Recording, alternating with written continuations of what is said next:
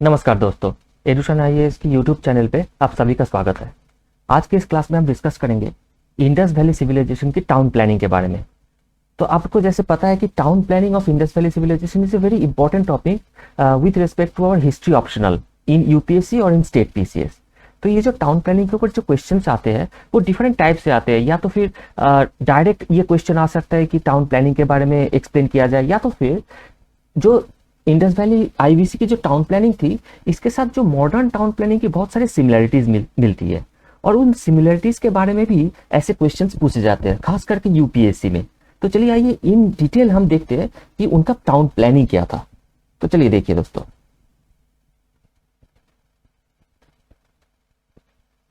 पहले तो हम ये जान लेते हैं कि एक कुछ कॉमन फीचर्स हम ऐसे देख लेते हैं कि अबाउट द आईवीसी कि it was a very advance town planning. ये तो इट वाज फॉर श्योर कि अगर टाउन प्लानिंग हो रहा है, अगर प्लान सिटी बन रहा है, तो वो एडवांस्ड लेवल पे थिंकिंग था, तभी जाकर के वो ऐसे टाउन प्लानिंग बना पाए थे। जैसे कि बहुत सारे कॉलोनियल हिस्टोरियंस जो है वो ये कहते हैं कि जो मेसोपोटामियंस लोग थे वो आकर के हड़प्पन सिविलाइजेशन को एस्टेब्लिश किया था। लेकिन ये एक डिफरेंसेस दिए जाते हैं कि मेसोपोटामियन जो सिविलाइजेशन था वहां पे टाउन प्लानिंग नहीं थी, और जो डेवलपमेंट ऑफ टाउन थी वो एक हैफाजार्ड मैनर में बना हुआ था। लेकिन आईवीसी में क्या था कि एक टाउन प्लानिंग थी which clearly distinguish the Mesopotamian civilization on Indus valley civilisation.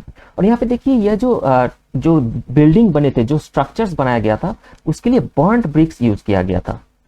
तो ये एक कुछ आर्ग्यूमेंट्स दिए जाते हैं कि इन आईवीसी एक सेंट्रल अथॉरिटी थी, और इसके सपोर्ट में ये सारे एविडेंसेस दिए जाते हैं। जैसे कि अभी तक ऑलमोस्ट 1400 सेटलमेंट्स, ऐसे Harappan settlements, IVC settlements discover की जा चुकी है। और ये जो सिविलाइजेशन थी ये this is expanded almost in 1.3 million square kilometre.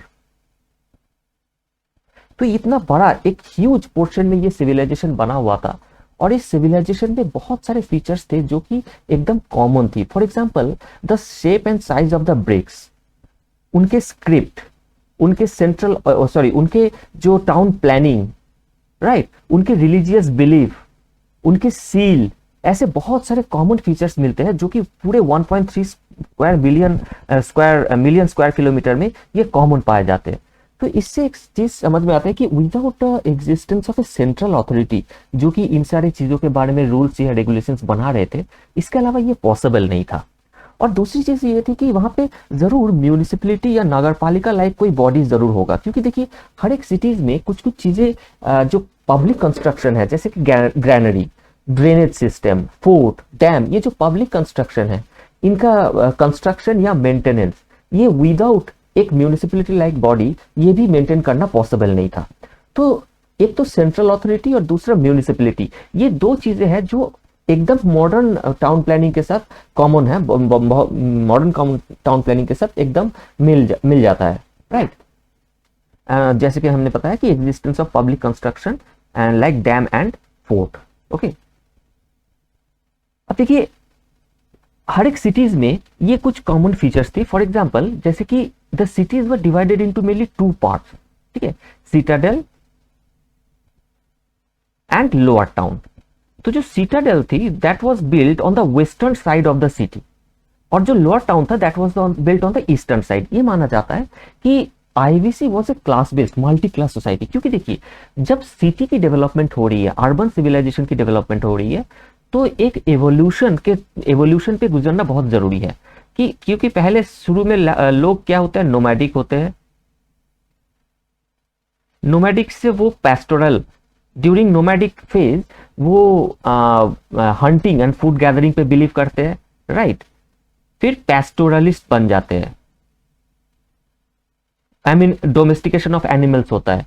फिर एक एग्रीकल्चर बेस्ड सोसाइटी बनता है which gives birth to rural society, और फिर उस रूरल सोसाइटी में जब एग्रीकल्चर प्रोडक्शन बढ़ने लगता है तो सरप्लस लोगों के पास आता है, और उस सरप्लस से ट्रेड होता है, और उस ट्रेड के थ्रू डेवलप होता है अर्बन सोसाइटी।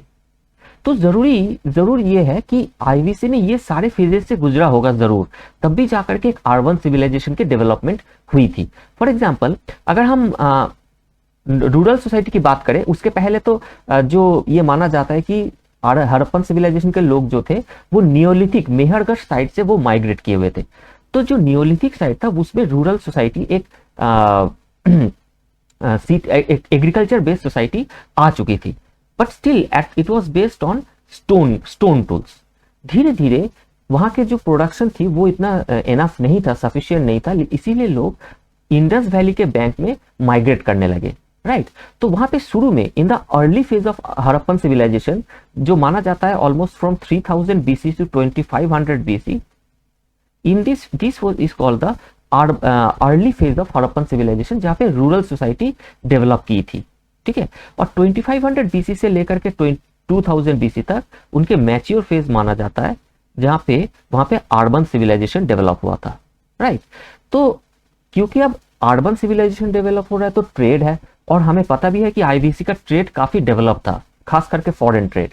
तो जब ट्रेड होगा तो मतलब लोगों के पास प्राइवेट प्रॉपर्टी है, और जब प्राइवेट प्रॉपर्टी होगा तो इनइक्वालिटी जरूर आएगा समाज में, rich and poor, which gives birth to multi class society. तो ये माना जाता है कि जो सिटी प्लानिंग वहां पे हुई थी, Citadel, that was inhabited by the rich class, okay, क्योंकि ये अपर ग्राउंड में बना हुआ था और ये फोर्टिफाइड रीजन था, right, to protect itself from the foreign attack. और जो लोअर टाउन थी वो जनरली फोर्टिफाइड नहीं था, लेकिन कुछ एक्सेप्शंस मिलते हैं, जैसे कि कालीबंगन एंड चानुदारो में लोअर टाउन भी फोर्टिफाइड देखने को मिला है। वो इसलिए क्योंकि कालीबंगन में ये माना जाता है कि कालीबंगन और Chanhudaro both has been subject to several flooding, और इसके एविडेंसेस भी मिले हैं। तो प्रोबेबली ये लोअर टाउन को भी फोर्टिफाई अपने आप को जो फ्लैश फ्लड था उससे बचाने के लिए किया गया था, राइट। और जो टाउन प्लानिंग किया गया थी वो ग्रिड मैनर में किया गया था। Grid manner in the sense like a chess board, that is called grid pattern. इसके बारे में हम इन डिटेल हम नेक्स्ट स्लाइड में डिस्कस करेंगे। एक और एक्सेप्शन मिलता है, जैसे कि Dholavira is located in Gujarat, जहां पे एक मिडिल टाउन भी मिला है, ठीक है, which is a very unique feature for in the Indus valley civilisation, क्योंकि बाकी सारे जगह पे मिडिल टाउन नहीं मिलता है, मेनली ये दो रीजन मिलता है, Citadel and lower town, right. तो ये सारे एक एक प्रीलिम्स के क्वेश्चंस बन जाते हैं, छोटे छोटे इंफॉर्मेशन, ओके। अब देखिए, ये जो ग्रिड पैटर्न की हमने बात की, इस पे बताया गया है कि ग्रिड पैटर्न ऑफ स्ट्रीट, ठीक है, जो स्ट्रीट थी वो अपने आप को मतलब राइट एंगल पे सिचुएटेड थी, राइट। तो दिस इज द सिटाडेल और द रेस्ड प्लेटफॉर्म, जहां पे public building, market place, house of rulers, ruling class. तो ये जो रूलर्स थे इंडस वैली सिविलाइजेशन में, ये कौन लोग थे, इसके बारे में भी हिस्टोरियंस के बीच में बहुत सारे कंफ्यूजन है, बहुत सारे कंट्रोवर्सीज है। कुछ लोग ये कहते हैं कि IVC was based upon mercantile ruling class, right. लेकिन कुछ लोगों का ये मानना है probably it was a theocratic society, क्योंकि जो बहुत सारे आर्कियोलॉजिकल एविडेंसेस मिला है, जैसे बियर्ड प्रीस्ट, तो ये समझा जाता है कि जो प्रीस्टली क्लास थे उनका स्टेटस काफी हाई था इंडस वैली सिविलाइजेशन से। इससे इंटरप्रेट किया जाता है कि probably it was a theocratic society. लेकिन ये दोनों चीजें मतलब कि इक्वली अभी मानता में है कि it was probably either merchant ruling class और may be the theocratic society. और जो कॉमन लोग के जो घर थे वो बाकी सारे जगह पे बने हुए थे, जो कि लोअर टाउन थी। तो सिटी वॉल जो था वो मतलब कि जनरली तो लोअर टाउन में फोर्टिफिकेशन नहीं था, लेकिन यहाँ पे दिखाया गया है जैसे कुछ कुछ सिटीज में ऐसे मिला है, राइट। और बाकी बहुत सारे ऐसे जगह पे कुछ सिटी वॉल ऐसे बनाया भी गया था, क्योंकि अपने आप को फ्लडिंग से बचाने के लिए, राइट। अब देखिए, जो जैसे कि हमने कहा, डिस्कस किया कि जो ग्रिड पैटर्न थी, जो मेन स्ट्रीट थी, that was mainly in the north south direction, main street, and that was 30 feet wide, काफी वाइड थी ये स्ट्रीट, मेन स्ट्रीट, ठीक है, 30 फीट वाइड, और ये नॉर्थ साउथ डायरेक्शन में था। और जो नैरो लेन थी, that was intersecting this main street in right angle, okay. This is called the grid pattern. इस तरीके से बना हुआ था। और जो लोगों की जो घर थी, वो जो सड़कें हैं उसके अलोंग द स्ट्रीट लोगों के घर बना हुआ था। अब देखिए, जो घर थी, दो घर के बीच में there was a no man's land. That means आज के टाइम पे अगर हम इसके साथ कंपेयर करें तो इसको बोला जाता है ईजमेंट राइट। जैसे कि म्यूनिसिपैलिटी रूल्स में भी ये मिला होगा देखने को आपको, कि हर एक घर में जो जगह है उस जगह में 3 फीट या 4 फीट ऐसे हर एक साइड में जगह छोड़ना होता है। वो इसलिए क्योंकि जो एयर है, जो लाइट है, वाटर है, इसके फ्लो, इसके सब कुछ बना रहे। तो आईबीसी में भी प्रोबेबली इसी टाइप के कुछ कॉन्सेप्ट थी, जिसकी वजह से दो घर के बीच में एक नो मैन्स लैंड रखा गया था for the passage of people, for the passage of air and light and everything. ठीक है, और हर एक घर में 2 से 3 रूम बना हुआ था, राइट। अब ये जो घर थे, ठीक है, तो घर के बीच में कोर्टयार्ड होता था, बीच में, और जो सारे रूम थे कोर्टयार्ड के चारों तरफ, सराउंडिंग द कोर्टयार्ड, वो सारे घर बना हुआ था। और एक साइड में किचन बना हुआ था। घर में कोई विंडो नहीं हुआ करता था, और कुछ कुछ घर तो ऐसे भी मिला है कि जो डबल स्टोरीड बिल्डिंग थी। However staircase has not been found. तो ये माना जाता है कि प्रोबेबली उनका जो स्टेयरकेस जो बना हुआ था वो वुडन बना हुआ था, जो कि इतने सालों से, इतने हजार सालों से सर्वाइव नहीं किया हुआ है। लेकिन स्टेयरकेस जैसे कुछ चीजें तो होंगी जरूर, वरना डबल स्टोरी बनाने का कोई मतलब नहीं बनता, राइट। और they were very much concerned about their hygiene, right. और हमें ये देखने को मिलता है कि वहां पे flush toilet in the history of the world for the first time came to be used in the Indus Valley civilization. जो डोर होता था, घर के जो डोर होता था, door use to be only on the one side of the wall, और generally कोई विंडो नहीं होता था, राइट। और एक साइड में किचन भी बना हुआ था, ओके। अब जो इंडस वैली जो प्रॉपर टाउनिंग है, उसको बेस्ट एग्जाम्पल दिया जाता है मोहेंजोदारो के एग्जाम्पल से। This is a perfect example. जैसे कि देखिए, मोहेंजोदारो में मैं आप लोगों को दिखा देता हूं पहले कि ये जो सिटी थी, राइट, ये सिटी में देखिए ये एक ग्राफिक रिप्रेजेंटेशन है मोहेंजोदारो सिटी की। This was the citadel region and this was the lower town, ठीक है।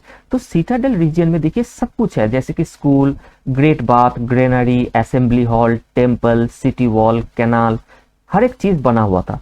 और ये जो आम लोग थे, आम लोगों का घर लोअर टाउन में बना हुआ था। यहाँ पे मेनली रूलिंग क्लास इनहैबिट करते थे, जो सिटाडेल हुआ करता था। देखिए यहाँ पे वही चीज कहा गया है कि almost every house had a well, okay. तो उनके ड्रिंकिंग वाटर के लिए ऑलमोस्ट हर एक घर में वेल बना हुआ था, and apart from it public well भी बना हुआ था, ठीक है। Almost 700 wells has been found in the city of Mohenjodaro. तो जो स्ट्रीट थी, स्ट्रीट के नीचे अंडरग्राउंड ड्रेनेज भी मिला था, और ड्रेनेज वाज कवर्ड, ओके। तो ड्रेनेज से डिस्चार्ज के लिए बीच बीच पे मैनहोल एंड सोकपिट बना हुआ था for the cleaning of the drainage.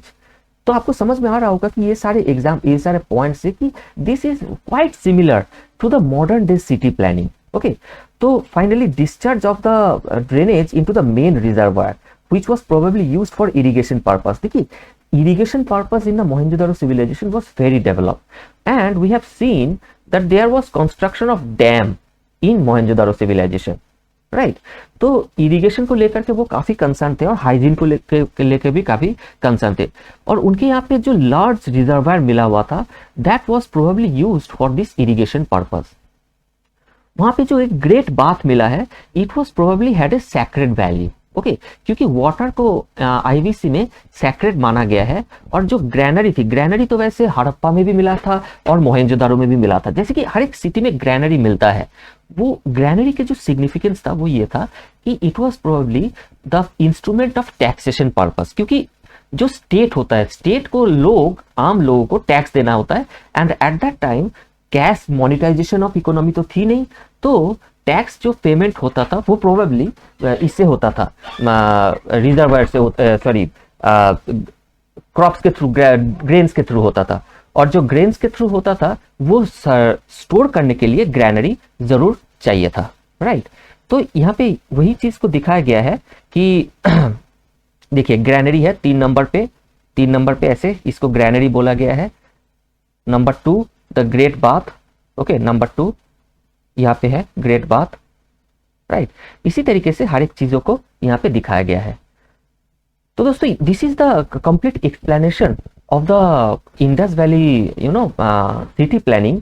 और इसको आप लोग एक मतलब कि अगर 15 मार्क्स के, 10 मार्क्स या 15 मार्क्स के ऐसे क्वेश्चंस आते हैं यूपीएससी में, आप इसी चीज को एक्सप्लेन कर सकते हो। It will be a very good answer. So that is all for this class. See you in the next class. Thank you.